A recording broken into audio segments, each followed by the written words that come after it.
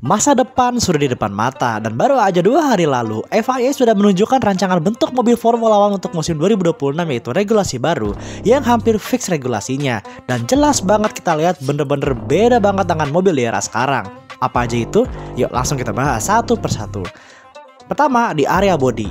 Sangat jelas yang pertama kelihatan beda adalah sayapnya. Depan, belakang, kiri, kanan, dan juga floornya juga beda. Pertama, sayap depan.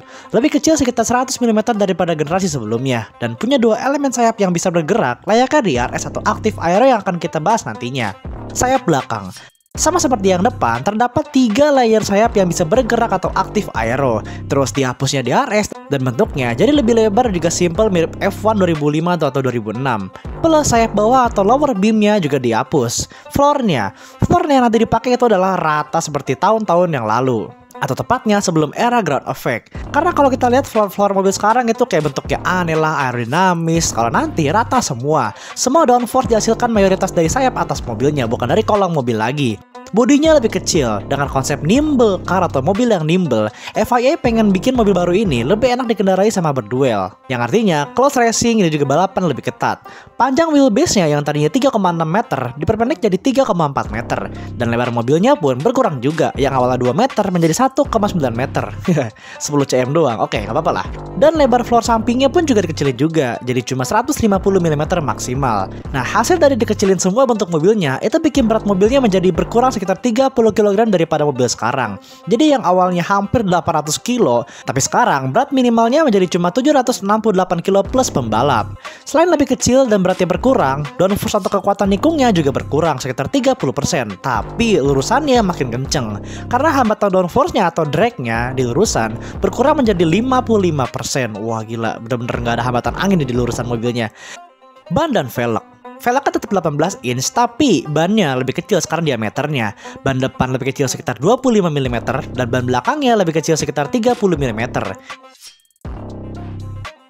DRS dihapus. Iya, DRS dihapus. Loh bang, DRS dihapus bakal susah nyalip dong bang. Karena sekarang ada DRS aja nyalipnya masih susah gitu loh. Loh tenang guys, meskipun DRS dihapus, tapi nanti diganti dengan Active Aero. Sayap yang dapat bergerak sesuai kebutuhan downforce. Macam DRS juga sih, mirip gitu loh. Tapi kalau DRS kan cuma sayap belakang doang. Nah ini depan belakang guys. Nanti ada 2 mode sayap di mobil 2026. Wah gila sih, DRS depan sama DRS belakang. Oh iya, ada lagi. Mobil 2026 bisa pakai 2 mode downforce saat balapan, X mode dan Z mode. Mode apa lagi tuh bang? Nah, Z mode itu simpelnya mode full downforce dan X mode mode less downforce. Gimana pengaplikasiannya? Jadi gini, saat di tikungan mereka pakai mode Z mode yang bikin sayap mobilnya penuh dengan downforce bentuknya. Nah, saat lurusan pakai mode X mode yang bisa bikin sayapnya meminimalisir drag saat di lurusan atau mengurangi hambatan saat di lurusan. Bisa dibilang mengurangi downforce lah gitu. Agar apa? Agar lurusannya lebih kenceng. Terus yang boleh pakai siapa aja bang? Ya baik yang ngejar maupun yang dikejar, depan belakang pembalapnya boleh pakai mode ini. Gak kayak di DRS yang cuma orang belakang doang yang bisa make. Karena mobil 2026 ini dragnya kecil juga gitu. Jadi DRS ada pun gak ngaruh apa-apa gitu. Jadi ya lumayan lah, oke. Bagian bodi udah, sekarang kita ke mesin dan bensinnya. Kemungkinan konfigurasi V6 1.6 liter atau 1600cc V6 masih bertahan ya. Cuma kita kesampingkan dulu deh itu loh.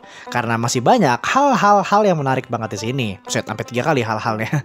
Sejak pertama kali diumumkan pada Agustus 2022 bahwa mesin 2026 akan berubah ke arah yang lebih efisien, ramah lingkungan, dan powerful dari mesin yang sekarang. Ternyata bener banget. Meskipun power dari elemen ICE atau Internal Combustion Engine diturunin dari 560 kWh menjadi 400 kWh, tapi MGUK-nya atau baterai elemennya dinaikin menjadi 120 kWh menjadi 350 kW. Wah gila sih, hampir 300% kenaikan powernya, yang dimana berarti power yang ditambahkan akan lebih besar.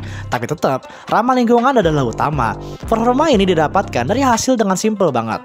Menghapus MGUH, gedein MGUK, yang dipadukan dengan bahan bakar yang 100% sustainable fuel atau go green lah, bahan bakar ramah lingkungan gitu loh. Jadi simpelnya, MGUH dihapus, MGUK digedein. Jadi ya 50-50 gitu, mesin 50%, baterai 50%, hybridnya yang lebih imbang lah. Tapi efeknya kayaknya bakal lebih gede banget gak sih? Karena kan MGUK itu 350 kW itu pasti gede banget baterainya kan ya, buset. Mungkin baterainya segede mesinnya kali. Balik ke pertanyaan awal. Kalau DRS dihapus dan diganti dengan aktif aero dan semua pembalap boleh make, gak ada aturan kayak DRS lah atau siapa aja boleh make lah terus sama aja dong gak bisa nyalip gitu kan. Tunggu dulu. Sekarang ada namanya manual override atau gampangnya ini adalah P2P atau push to pass. Kayak modelan attack mode Formula E lah gitu, atau simpelnya kayak satu tombol yang bisa ngeboost mobilnya dalam beberapa saat. Yang dimana saat kita mencet tombol itu, mobil kita akan punya power yang lebih selama beberapa detik atau beberapa menit yang bisa digunakan buat nyalip atau defense. Jadi tinggal main strategi aja gitu. Pinter-pinter lah atur kapan harus pakai extra power itu, kapan harus save energi, kapan cas baterainya, kapan harus pakai baterainya. Emang efek apa sih bang itu push to pass tombol boost itu? Lumayan sih. Karena kalau mobil pakai aktif air doang tanpa boost atau apapun, tanpa power yang lebih lah dari baterainya, top speednya cuma sampai 337 sampai 340 km/h. Nah, saat pembalap mencet tombol ini, mereka akan bisa sampai top speed lebih dari 350 km/jam atau 15 km/h lebih kencang daripada tanpa boost. Nah, tapi berapa kali driver boleh pakai tombol boost ini, kapan aja makainya, di mana aja makainya, durasi pakai tombol boost ini kapan aja. Nah, kita udah belum tahu. Itu semua belum diumumin. Jadi kita jelasin simpelnya dulu aja lah gitu. Kalau durasi kapan pakai tombol boost ini kita belum tahu. Terus dari sisi safety, roll bar yang di atas kepala pembalap itu dibikin lebih kuat sejak insidennya Zhou Guanyu pada tahun 2022. Jadi bikin mobilnya lebih kecil tapi lebih kuat. Selain semua perubahan tersebut, FIA dan Stefano Domenicali itu tuh ngebet banget pengen bikin bahan bakar yang dipakai Formula One bisa fuel sustainable fuel atau ramah lingkungan dan juga rendah emisi. Dan selain bisa dipakai balapan, bisa diimplementasikan juga ke mobil jalan raya yang tujuannya untuk mengurangi emisi dunia. Karena dia bilang, perkiraan tahun 2030 jumlah mobil di dunia akan mencapai 1,2 miliar unit yang dia pengen banget ngurangin emisinya dari seluruh mobil itu. Wow. Gila juga ya, niat baik sih tapi ya. So basically kita hampir kembali sih ke mobil era 2005-2007 ya. Bentuknya hampir mirip lah. Cuma bedanya ini mobilnya masih agak gede ya. Gue pikir pengurangannya lumayan gede gitu. Ternyata ya 30 kg lebih enteng, sekitar 10 cm lebih kecil ya. Lumayan lah daripada regulasi sekarang. Karena FIA pun ngakuin kalau regulasi sekarang itu sebenarnya mereka agak misjudge gitu. Yang dimana mobilnya malah susah nyalip, yang dimana mobilnya terlalu gede dan gambot banget. Yap, itulah kurang lebih ya guys ya rangkuman singkat tentang apa aja yang harus kita ketahui soal regulasi 2026 versi gua yang versi singkat.